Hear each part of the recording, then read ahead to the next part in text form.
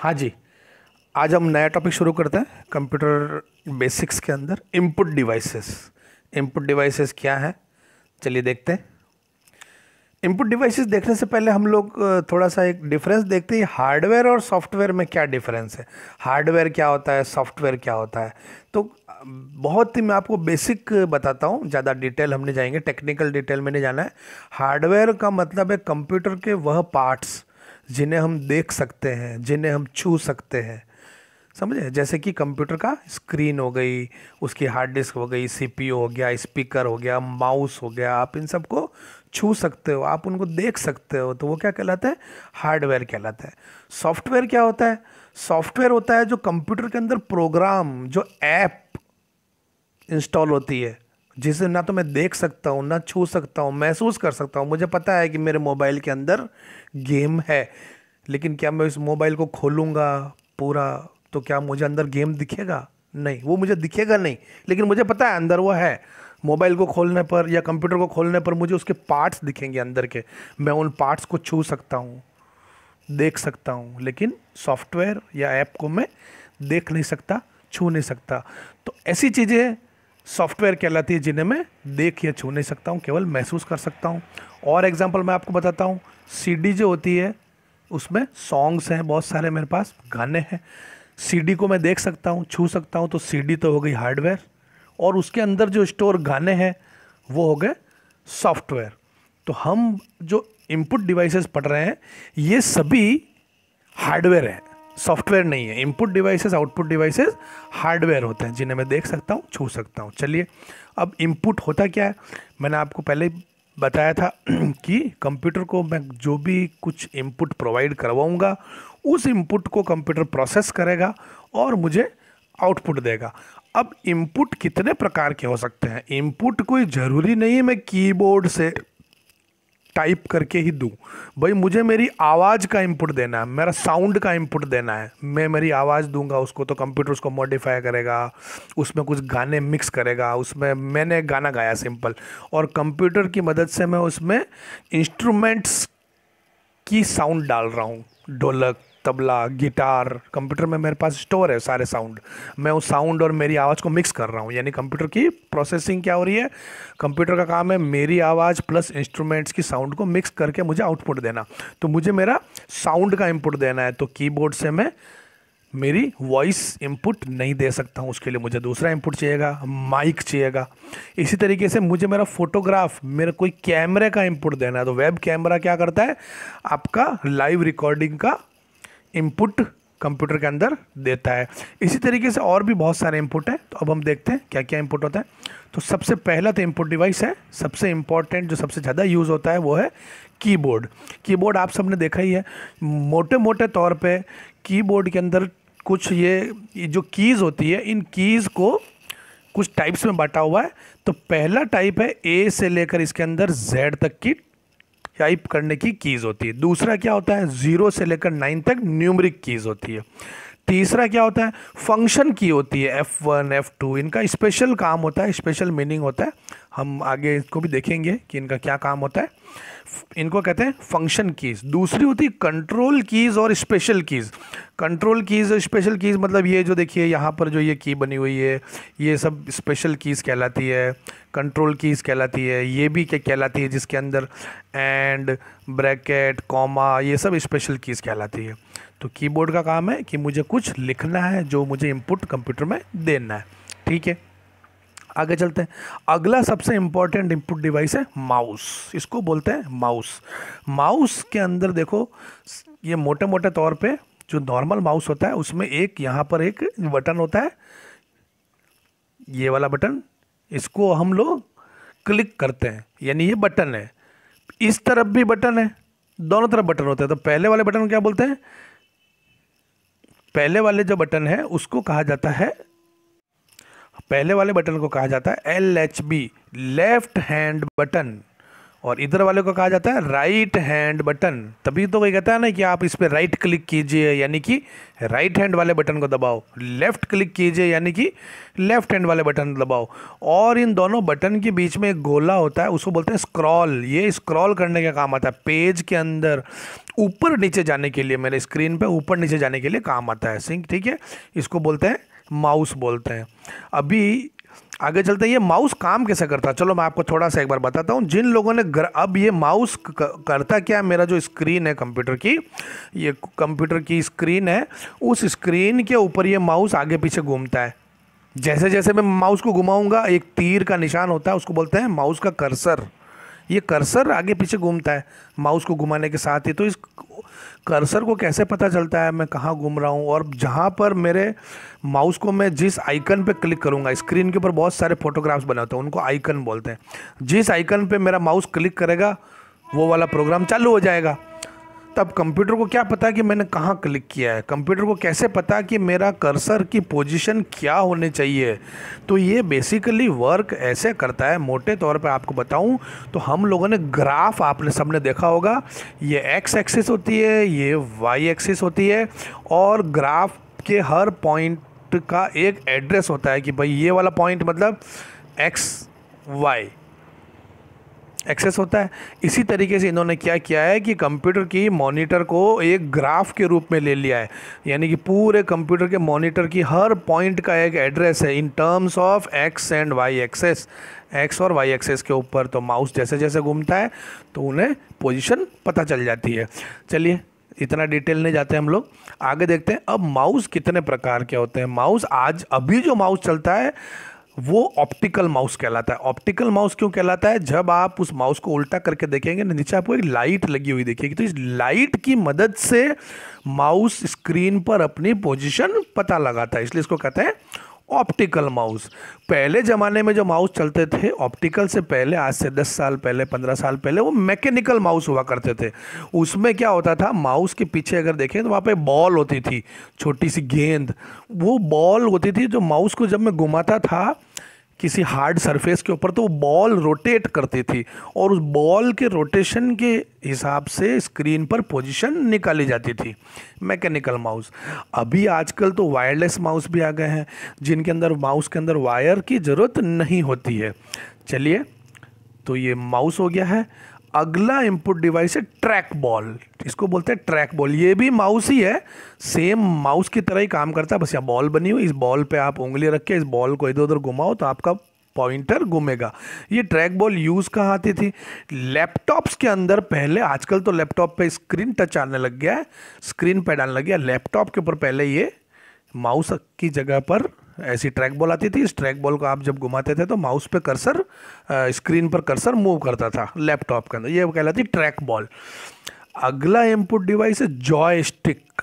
Joystick video game खेलने का काम आती है। देखिए ये स्टिक है, इसको बोलते हैं जॉयस्टिक बोलते हैं। इसको मैं जैसे जैसे घुमाऊंगा तो मेरी वही माउस की पोजीशन इधर उधर घूमेगी, या हो सकता है मैं कोई कार रेसिंग का गेम खेल रहा हूँ तो इसको मैं स्टिक को लेफ़्ट में करूँगा तो मेरी कार लेफ़्ट में मूव हो जाएगी, राइट में मूव करूँगा तो कार राइट में मूव हो जाएगी। इस जॉयस्टिक को अगर मैं ऊपर की तरफ मूव करूँगा तो कार की स्पीड बढ़ जाएगी, पीछे की तरफ करूँगा तो कार की स्पीड कम हो जाएगी। तो ये भी एक इनपुट डिवाइस है, कंप्यूटर को इनपुट दे रहा है, ये बता रहा है कि मेरी कार को आप लेफ़्ट में टर्न करनी है तो मैं जॉयस्टिक को लेफ्ट में टर्न कर दूंगा, तो कंप्यूटर को पता चल गया कि यूज़र ने ये इनपुट दिया है। तो ये सभी इनपुट है, जॉयस्टिक हो गई। अगला, अच्छा एक जॉयस्टिक का ये वर्जन आपने देखा होगा, इसमें वीडियो गेम कई लोगों ने खेला होगा। तो ये जो बटन होते हैं दो, इनको जॉयस्टिक कहा जाता है। इसको मैं राइट लेफ्ट टॉप और बॉटम में मूव कर सकता हूँ, मैं कंप्यूटर को इनपुट दे रहा हूँ, तो ये भी जॉयस्टिक है, ठीक है। अब अगला आ जाता है, ये आपने देखा होगा आजकल के जितने भी लैपटॉप्स आ रहे हैं उन पे ट्रैक बॉल की जगह पर आप अपनी उंगली से टच करके माउस का पॉइंटर स्क्रीन पर मूव कर सकते हो। इस इनपुट डिवाइस को कहा जाता है touch pad, TOUCH, touch pad कहा जाता है, ठीक है। तो ये भी एक इनपुट डिवाइस है, कंप्यूटर को इनपुट दे रहा है। चलिए आगे चलते हैं। अगला इनपुट डिवाइस है लाइट पेन। ये पेन होता है जो स्क्रीन पर चलता है, इलेक्ट्रॉनिक पेन है, इस पर कोई इंक रिफिल वगैरह नहीं होती। ये भी दो तरह के आते हैं, वायर के साथ भी आता है और वायरलेस भी आता है। इसमें बैटरी होती है और ये वायरलेस से चलता है, वाईफाई से। ठीक है, ये करता क्या है, ये देखिए स्क्रीन के ऊपर कुछ स्क्रीन ऐसी आती है जिनके ऊपर मैं लाइट पेन की मदद से कुछ भी ड्रॉ कर सकता हूँ। ठीक है, तो इसे लाइट पेन कहा जाता है। अगला इनपुट डिवाइस क्या है, डिजिटाइजर। डिजिटाइजर इस बोर्ड को बोलते हैं। इस बोर्ड के ऊपर मैं लाइट पेन की मदद से कोई भी ड्राइंग बनाना, पेंटिंग बनाना, आर्ट बनाना, कोई नक्शा बनाना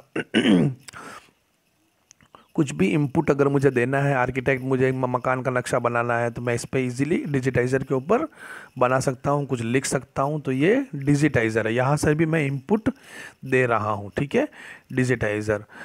डिजिटाइज़र छोटा था अभी हमने देखा था, डिजिटाइज़र बड़े भी आते हैं, इतने बड़े, पूरी स्क्रीन जितने बड़े डिजिटाइज़र भी आते हैं।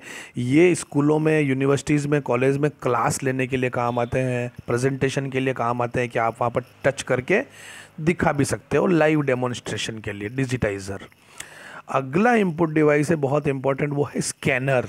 स्कैनर आप सभी ने देखा होगा को मुझे अगर कोई फ़ोटोग्राफ है मेरे पास पुराना, मेरा फ़ोटो है, कागज़ पे छपा हुआ फ़ोटो है, या कोई मेरी किताब है, मुझे इसको कंप्यूटर में इंपुट देना है, मेरे फ़ोटो को कंप्यूटर में इंपुट देना है, तो मैं कैसे दूंगा, मैं स्कैनर की मदद से मेरे फ़ोटोग्राफ को कंप्यूटर में इंपुट दे सकता हूँ। अब मैंने इंपुट एक बार दे दिया, अब उसकी प्रोसेसिंग जैसी मैं चाहूँ वैसी कंप्यूटर कर लेगा कि जो मैंने फ़ोटो डाला है उसको ब्लैक एंड वाइट बना दो, या उसके अंदर थोड़ा सा पीछे बैकग्राउंड में ये कलर डाल दो मॉडिफाई कर दो, तो वो कहलाता है, वो पार्ट प्रोसेसिंग का आ जाता है। इनपुट देने के लिए मुझे स्कैनर यूज़ होगा, तो स्कैनर भी एक इनपुट डिवाइस है। चलिए आगे चलते हैं। अगला इनपुट डिवाइस डिजिटल कैमरा। आप सभी को पता है ये भी एक इनपुट डिवाइस है। मैं इस कैमरे से जो भी फ़ोटो खींचूंगा, वीडियो लूँगा, उसको मैं कंप्यूटर में एज ए इनपुट यूज़ करूँगा, डिजिटल कैमरा। आगे चलते हैं। अगला input device webcam. Webcam भी डिजिटल कैमरा का ही एक छोटा रूप है। डिजिटल कैमरा के अंदर बहुत ज़्यादा फंक्शनैलिटी होती है क्योंकि वो बाहर आउटडोर में यूज़ होता है। वेब कैम एक छोटा होता है जो कि कंप्यूटर के ऊपर यूज़ होता है। लैपटॉप्स के अंदर तो वेब कैम इनबिल्ड आता है, स्क्रीन के ऊपर लैपटॉप में कैमरा बना रहता है, लेकिन जो डेस्कटॉप कंप्यूटर्स हैं उनके अंदर कैमरा नहीं होता, तो वहाँ पर हम लोग अलग से वेब कैम यूज़ ले लेते हैं। जिन लैपटॉपों के अंदर इनबिल्ड वेब कैम नहीं है वहाँ पर भी एक वेब कैम हम लोग यूज़ ले सकते हैं, एक्सटर्नल वेब कैम। तो ये सिंपल वेब कैम है। चलिए और इनपुट डिवाइस क्या, माइक्रोफोन। मैंने आपको बताया था अगर मुझे मेरा साउंड इनपुट देना है, मुझे आवाज़ रिकॉर्ड करनी, तो मैं कौन सा इनपुट डिवाइस यूज़ करूँगा, माइक्रोफोन। ये होता है माइक्रोफोन है, ये वायर उसमें कंप्यूटर में लग जाएगा। ये वायरलेस भी आता है अभी माइक्रोफोन। अच्छा, ये बेसिकली तो ये हेडफोन है, हेडफोन है, यानी कि इसमें ये दो तो स्पीकर हैं, लेकिन ये जो तीसरी चीज़ है ये माइक्रोफोन है, यहाँ से मैं अपनी आवाज़ इनपुट दे सकता हूँ। तो इसके अंदर दोनों मिक्स आते हैं, माइक्रोफोन के अंदर हेडफोन और स्पीकर दोनों आते हैं। ठीक है, अभी माइक्रोफोन आजकल इस तरह के भी आते हैं कि आप अपने शर्ट के ऊपर उसको क्लिप की तरह लगा दो, ये भी एक माइक्रोफोन है। इस माइक्रोफोन इस तरीके का दिखता है। बेसिकली मैंने क्या किया था कि ये वाला जो पार्ट शर्ट पे लगा दिया और इसका वायर होता है लंबा, ये जो बॉक्स है इसको आप अपनी जेब में रख देते हैं और ये बॉक्स वायरलेसली वाईफाई के थ्रू आपके कंप्यूटर से कनेक्ट होता है। तो आप जो भी इसमें बोलेंगे इस माइक्रोफोन के अंदर वो आपका एज ए इनपुट कंप्यूटर में चला जाएगा। तो ये माइक्रोफोन हो गया है। अगला इम्पोर्टेंट एक इनपुट डिवाइस है, हम सब ये भी इनपुट डिवाइस की बात कर रहे हैं ना। अगला इनपुट डिवाइस है MICR, magnetic ink character reader. अब ये क्या होता है, थोड़ा सा आप अपने स्क्रीन के रिजोल्यूशन को इंक्रीज़ कीजिए। अगर आप नहीं देख पा रहे हैं तो 144 से 240 कीजिए, 360 कीजिए, आपको क्लियर दिखेगा। ये एक सैम्पल चेक है, किसी भी बैंक का चेक ले सकते हैं। ये SBI का है, आप कोई सा भी बैंक का चेक लेंगे, हर बैंक के चेक के अंदर कुछ चीज़ कॉमन होती है। क्या कॉमन होती है, नीचे कुछ अक्षर लिखे रहते हैं। ये देखिए ये अक्षर लिखे हुए हैं, नीचे कुछ अक्षर लिखे रहते हैं। अब इनके अंदर जो पहला जो होता है वो होता है चेक का नंबर, दूसरा होता है MICR कोड, इसको MICR कोड कहते हैं। और ये जो तीसरा और चौथा है ये भी कुछ इसके बैंक रिलेटेड नंबर्स होते हैं, फिगर्स होते हैं, ठीक है, कोई बात नहीं। दिक्कत क्या है? दिक्कत यहाँ आ रही है कि बैंकों के अंदर हर ब्रांच के अंदर लाखों रुपए का ट्रांजैक्शंस होता है, लाखों रुपए डेली आता है। तो क्या उन लाखों रुपयों को हाथ से गिनना संभव था? नहीं था, इसलिए उन्होंने नोट गिनने की मशीनें रख दी। इसी तरीके से बड़ी ब्रांचों के अंदर हजारों चेक रोज के आते हैं। चेक आएंगे तो चेक आने से क्या करना पड़ेगा? ऑपरेटर को उस चेक की कंप्यूटर में एंट्री करनी पड़ेगी, चेक को इनपुट देना पड़ेगा। इनपुट में क्या डालना पड़ेगा कि भाई ये अकाउंट नंबर ये किसने डाला है, कितने रुपए का डाला है, उस चेक का नंबर क्या है, उस चेक का MICR कोड क्या है, उस चेक की ब्रांच डिटेल्स क्या है, ये सारा एंट्री करना पड़ेगा। अब एक चेक की एंट्री करने में मिनिमम 10 मिनट्स एक आदमी को लगते हैं। 10 मिनट्स अगर एक आदमी को एक चेक में डालने के लिए लगे, अगर 1000 चेक्स हैं तो आप देख लो कि कितना मैन पावर वेस्टेज होगा, कितना टाइम लगेगा, और गलती के चांसेस भी रहेंगे। कोई गलती से चेक नंबर गलत डाल दे, खाता नंबर गलत डाल दे। इससे बचने के लिए MICR यूज़ किया जाता है। बेसिकली एक मैग्नेटिक इंक होती है, उस इंक से ये लिखा जाता है। ये सारा आंकड़ा मैग्नेटिक इंक से लिखा जाता है पूरा, ठीक है। इसी तरीके से आजकल तो ये चेक का नंबर भी पहले से प्रिंट आता है, ये भी उसी से लिख देते हैं। अब इस चेक को बैंक वाले क्या करेंगे, एक मशीन में डालेंगे। ये मशीन देखिए आपको, इस मशीन को कहा जाता है magnetic ink card reader, MICR। इस मशीन में डालेंगे, ये मशीन इन सब मैग्नेटिक इंक से जो वहाँ पर लिखा हुआ है उसको रीड कर लेगा। यूज़र को सिर्फ ज़्यादा से ज़्यादा डालना पड़ा तो रुपए डालने पड़ेंगे कि उसने कितने रुपए का चेक बनाया, मात्र ये डालना पड़ेगा। बाकी उसको कुछ एंट्री करने की ज़रूरत नहीं है, तो सब ऑटोमेटिक एंट्री हो जाएगी। तो ये भी एक इनपुट डिवाइस है, MICR magnetic ink character reader, ठीक है। कार्ड रीडर है, मैग्नेटिक इंक कार्ड रीडर। अगला इनपुट डिवाइस है OCR, ऑप्टिकल कैरेक्टर रीडर। जहां पर ऑप्टिकल का मतलब आ जाता है वहां पर एक फिजिक्स की ब्रांच इन्वॉल्व हो जाती है, ऑप्टिक्स। उसका मतलब होता है something related to light, light से संबंधित कुछ भी, ठीक है, कोई दिक्कत नहीं। ऑप्टिकल कैरेक्टर रीडर क्या करता है? ये एक टेक्नोलॉजी पे काम करता है, ऑप्टिकल कैरेक्टर रिकॉग्निशन।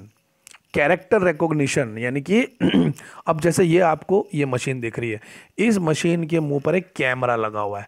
ये एक बुक है, मैं इस बुक पे इस मशीन को घुमा रहा हूँ, ये कैमरा इस बुक को रीड कर रहा है। ये इसको रीड करेगा, यानी ये जो लिखा हुआ है ये सारा कंप्यूटर के अंदर एज ए इनपुट चला जाएगा, और ऐसा लगेगा जैसे आपने इसको टाइप किया हो कंप्यूटर के अंदर। बुक को रीड करके ऑटोमेटिक टाइप कर रहा है, आपको हाथ से टाइप करने की ज़रूरत नहीं है। ये machine optical character recognition technology पे काम करती है, यानी ये कैरेक्टर को रिकॉग्नाइज कर सकता है। इसको पता है कि ये ए लिखा हुआ है, कोई ए ऐसे लिखेगा तो भी पहचान जाएगा, कोई ये ऐसे लिखेगा तो भी पहचान जाएगा, कोई ये ऐसे लिखेगा तो भी पहचान जाएगा। बहुत स्मार्ट सॉफ्टवेयर होता है। आप चाहे हाथ से लिखा हो चाहे छपी हुई किताब हो, हाथ से लिखे हुए को भी ये रीड कर सकता है। तो आपको इतना बड़ा बुक पूरी टाइप करने की ज़रूरत नहीं है, आप उस पर कैमरा घुमाओ और आपकी बुक रीड हो जाएगी। अब ये तो ऐसी मशीन है जहाँ पर आपको उसको पूरा हर लाइन बाय लाइन, बुक की लाइन बाय लाइन आपको पहले ऐसे रीड करो, फिर ऐसे करो, ऐसे करो, ऐसे करो, ऐसे करो, ऐसे करो। तो ये इतना करने की भी ज़रूरत नहीं है। अब तो सिंपल आप अपने कैमरे से बुक का फ़ोटो खींचो और ये पूरा टेक्स्ट जो लिखा हुआ था इस किताब में वो सब कंप्यूटर के अंदर इनपुट हो जाएगा, जैसे कि आपने टाइप किया है पूरा। विद दिस इमेज जो फोटो था वो एज ए फ़ोटो भी चला जाएगा। तो अब इस सॉफ्टवेयर के यूज़ क्या है देखिए। पहला यूज़ हम देख ही चुके हैं कि कन्वर्ट करना किसी भी स्कैन्ड फाइल को टेक्स्ट के अंदर, ठीक है। दूसरा यूज़ क्या है, डेटा एंट्री। भाई जहाँ पर बड़ी बड़ी फर्म्स होती है, जहाँ पर हजारों बिल डेली के बनते हैं, बैंक स्टेटमेंट्स होते हैं, चार्टर्ड अकाउंटेंट्स की फर्म्स होती है, वहाँ पर डेली के हजारों बैंक स्टेटमेंट्स आते हैं, उन सब की उनको कंप्यूटर में एंट्री करनी है। तो वो अब मैनुअल एंट्री नहीं करते, वो OCR की technology, optical character reader use करके उनकी एंट्री कर लेंगे। नंबर प्लेट रिकॉग्निशन, कोई हम लोग देखते हैं हाईवे के ऊपर टोल लगता है, टोल प्लाजा होते हैं, वहाँ पर उस ऑपरेटर को हर गाड़ी का नंबर कंप्यूटर में एंटर करना पड़ता है। हर गाड़ी जो हजारों लाखों गाड़ियाँ डेली की आती है, एंटर करना पड़ता है। वहाँ पर वेब कैमरे लगे हुए हैं, CCTV कैमरे लगे हुए हैं, वो कैमरा उसकी नंबर प्लेट का फ़ोटो खींचेगा और कंप्यूटर को सेंड कर देगा। कंप्यूटर के अंदर optical character recognition software already पड़ा है, वो सॉफ्टवेयर उस फोटो में से उस गाड़ी का नंबर ऑटोमेटिक रीड करके एंटर कर लेगा, तो आपको गाड़ी का नंबर डालने की ज़रूरत भी नहीं पड़ी। Number plate recognition, converting handwritten messages and menus, old books, जो पुरानी किताबें 100 साल पुरानी किताबें, हाथ से लिखी हुई कुछ मैन्यूस्क्रिप्ट्स हैं बहुत सारी 200 साल पुरानी, अब वो समय के साथ कागज़ ख़राब होता जाता है, सड़ जाता है, तो उनको हमें डिजिटाइज करना है, कंप्यूटर में लेना है, डिजिटल वर्जन बनाना है, तब उन्हें वापस हाथ से, ये एक ही तरीका है, या तो हम वो किताब को लें, एक ऑपरेटर बिठाएं और वो पूरी किताब को कंप्यूटर में टाइप करें। दूसरा तरीका, हम लोग OCR यूज़ करें और OCR के थ्रू उसको हम लोग कन्वर्ट कर दें। फिर सबसे इम्पॉर्टेंट यूज़ अंधे लोगों के लिए, जो ब्लाइंड लोग हैं, जो बुक्स नहीं पढ़ सकते, रीड नहीं कर सकते, OCR उनके लिए क्या करेगा कि पहले तो ये जो स्कैन्ड इमेज है उसको कन्वर्ट करेगा टेक्स्ट के अंदर। हम लोग अभी तक टेक्स्ट में कन्वर्ट करते हैं, अब दूसरे सॉफ्टवेयर्स भी आते हैं टेक्स्ट टू स्पीच, जो कि लिखे हुए को स्पीच में कन्वर्ट कर देते हैं, टेक्स्ट टू स्पीच। तो अंधे लोगों को वो सुन सकेंगे कि यहाँ पर क्या लिखा हुआ, रीड कर सके, तो ये कहलाता है input device OCR, optical character reader. चलिए अगला इनपुट डिवाइस क्या है, OMR, ऑप्टिकल मार्क रीडर। देखिए हमने पहले बात की थी कैरेक्टर मतलब कि अक्षर को पहचानता है, ऑप्टिकल कैरेक्टर रीडर। अब हम बात कर रहे हैं ऑप्टिकल मार्क रीडर। मार्क यानी निशान, कोई भी निशान को पहचानने वाला। अब चलिए हम लोगों ने, आप लोगों में से कई लोगों ने कुछ एग्जाम दिए होंगे, नहीं देंगे तो आप फ्यूचर में देंगे, जहाँ पर OMR शीट होती है। OMR शीट के अंदर जैसा कि आप देखो, मान लो ये क्वेश्चन नंबर है 51, इस 51 का आंसर है A, तो आप A वाले गोले को आपको काला करना है, सिंपल। तो अब ये जो कागज़ होता है, इस कागज़ का एक सेट नाप होता है, इसका साइज़ सेम होता है, एक जैसा कागज़ होता है। इस कागज़ को ये क्या करते हैं, ऐसी एक मशीन आती है, इस मशीन को कहा जाता है ऑप्टिकल मार्क रीडर। इस मशीन के अंदर इसको डाला जाता है और ये आंसर सब अपने आप चेक हो जाते हैं, मैनुअली चेक करने की ज़रूरत नहीं है, किसने क्या आंसर लिखा है, सही लिखा है, गलत लिखा है, सब ऑटोमेटिक हो जाएगा। तो ये भी एक इनपुट डिवाइस है।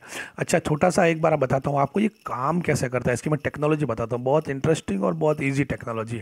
होता क्या है, ये OMR शीट कहलाती है।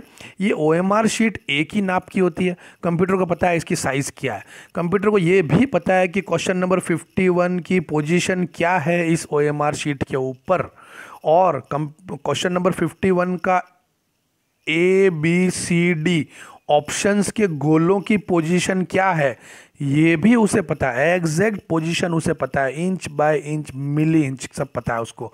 तो जैसे ही मैं इस पेपर को OMR, optical mark reader machine के अंदर डालूंगा, वो मशीन क्या करेगी, इन चारों गोलों के ऊपर लाइट रेस फेंकेगी। लाइट, सिंपल वे में बता रहा हूँ आपको, बहुत ज़्यादा टेक्निकल डिटेल हम नहीं जा रहे हैं। लाइट फेंकेगी। अब जो गोला काला किया हुआ होगा उसमें से जो लाइट वापस से आर पार निकलेगी उसकी इंटेंसिटी कम होगी, या हो सकता है निकल ही नहीं पाए। लेकिन जो गोले काले नहीं किए वहाँ से लाइट एज इट इज़ बाहर आर पार निकल जाएगी। यानी कि अगर ये मैंने गोला काला किया है सेकंड वाला, तो सेकंड वाले में से लाइट जो बाहर निकलेगी उसकी इंटेंसिटी कम होगी, उसकी पावर कम होगी, और जहाँ पर मैंने गोला काला नहीं किया है वहाँ से लाइट बहुत अच्छी तरीके से बाहर निकल जाएगी। तो कंप्यूटर को पता चल जाएगा कि आपने सेकंड वाला गोला काला किया है, क्योंकि इसकी इंटेंसिटी लाइट की कम आ रही है, लाइट आर पार नहीं निकल पा रही है, आपने उस गोले को काला कर दिया है पूरा। तो कंप्यूटर को पता चल जाएगा आपने ऑप्शन B मार्क किया है। तो इस तरीके से कंप्यूटर आंसर चेक करता है। इसीलिए हम लोग देखते हैं कई बार वहाँ हमें OMR शीट में लिखा जाता है कि अगर आपने एक से ज़्यादा गोला काला कर दिया तो आपका आंसर रिजेक्ट माना जाएगा। क्यों रिजेक्ट माना जाता है, क्योंकि देखिए मैंने 2 गोले काले कर दिए तो कंप्यूटर को लगेगा कि इन दोनों जगह पर लाइट की इंटेंसिटी कम आ रही है, तो उसको वो रिकॉग्नाइज नहीं कर पाएगा कि मैं आंसर इसको मानूँ या इसको मानूँ, तो वो रिजेक्ट हो जाता है। तो ये कहलाती है OMR। इस मशीन को कहते हैं OMR, ऑप्टिकल मार्क रीडर, और ये जिस टेक्नोलॉजी पे काम करता है उस टेक्नोलॉजी का कहा जाता है ऑप्टिकल मार्क रिकॉग्निशन। ठीक है, आगे चलते हैं। ये भी इनपुट डिवाइस था। अगला इनपुट डिवाइस है bar code reader. Bar code, आप लोग शॉपिंग मॉल में गए होंगे, दुकानों में, बड़ी दुकानों में गए हो, वहाँ पर हम लोग सामान खरीदते हैं, जो बिल बनता है तो वो सिंपल, जैसे हमने एक पैकेट लिया, कोई डिब्बा लिया, उस पैकेट के ऊपर एक इस टाइप की एक मशीन वो घुमाएगा और उस पैकेट पे ऐसा कुछ एक निशान बना होगा, इस निशान को बोलते हैं बार कोड। ऐसा ऐसा बना होगा, एक शेप बनी होगी, निशान बना होगा, इस निशान के ऊपर इस मशीन से लाइट डालेगा और इस पैकेट की एंट्री कंप्यूटर में हो गई। उसको हाथ से नहीं लिखना पड़ा कि आपने एक ब्रेड का पैकेट लिया है, उस ब्रेड के पैकेट की कीमत इतनी है, इस ब्रेड के पैकेट की मैन्युफैक्चरिंग डेट क्या है, ये कहाँ से आया है, सारा डिटेल इसके अंदर दिया हुआ है। बार कोड रीडर इस बार कोड के अंदर है। तो यूज़र को जहाँ पर बड़े बड़े, अब आप खुद ही सोचिए, शॉपिंग मॉल में जाएं और एक एक आदमी वहाँ पर हम लोगों ने बड़े बड़े शॉपिंग मॉल में देखा है कि 10-10 काउंटर होने के बाद भी बहुत भीड़ पड़ती है बिल बनाने के लिए, जबकि वो बार कोड रीडर से बिल बना रहा है। अगर यही बिल वो पूरा हाथ से बनाता तो कितना समय लगता। तो ये क्या करते हैं, जैसे ही मॉल के अंदर कोई प्रोडक्ट आता है तो उस प्रोडक्ट के बार कोड की एंट्री वो कंप्यूटर में पहले से करके रखते हैं। तो जब वो माल बिकता है तो सिंपल उन्हें बस इस गन से इस बार कोड को रीड करना पड़ता है। रीड करते ही कंप्यूटर के अंदर ऑटोमेटिक सब आ जाता है, उसकी डिटेल, उसकी प्राइस, एवरीथिंग कंप्यूटर में आ जाती है। तो इसको कहते हैं बार कोड रीडर। अभी इनपुट डिवाइस तो और भी हैं, लेकिन हम अपने ख़त्म करेंगे इसको। एक ये लास्ट इनपुट डिवाइस देखते हैं, बायोमेट्रिक इनपुट डिवाइसेस। ये भी इनपुट डिवाइस है। हम जानते हैं कि दुनिया के किन्हीं भी दो आदमियों की, दो लोगों की फिंगरप्रिंट्स एक समान नहीं होती है। फिंगरप्रिंट्स हमेशा अलग अलग होती है। फिंगरप्रिंट मतलब जैसे कि मेरी उंगली है, इस उंगली पे आप अगर ध्यान से देखेंगे तो कुछ एक डिज़ाइन बनी होती है, पैटर्न बना होता है। ये पैटर्न दुनिया में किन्हीं दो लोगों का मैच नहीं करेगा, अलग अलग होता है। दूसरा, लोगों की आँखों का एक रेटिना पार्ट होता है, वो रेटिना भी सबका अलग अलग पैटर्न होता है, किसी भी दो लोगों का एक समान नहीं होता। तो मुझे इनको रीड करना है, कोई आदमी आया भाई, ठीक है, फिंगरप्रिंट रीड करना है, तो ये मशीन कहलाती है फिंगरप्रिंट रीडर, ये कहलाता है आई रिकॉग्नाइजेशन डिवाइस। तो ये भी एक इनपुट डिवाइस है। ठीक है, अगली क्लास में हम लोग फिर मिलेंगे। आज के लिए इतना ही, बाय।